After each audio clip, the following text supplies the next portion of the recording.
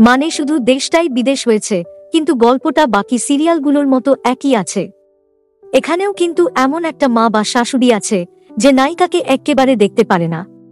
আবার নায়কের এক হবু বউও আছে, সেটা ওই কোন গোপনের অহনার মতোই বখাটে।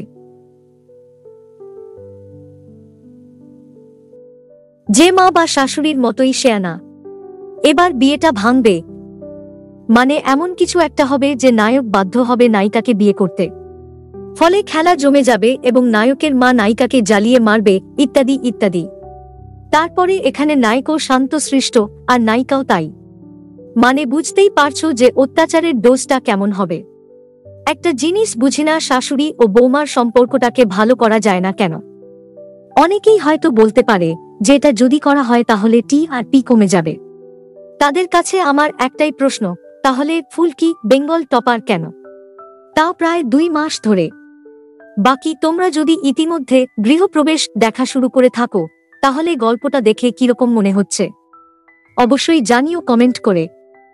দেখুন গৃহপ্রবেশ প্রতিদিন রাত 8:30 শুধুমাত্র স্টার জলসায়।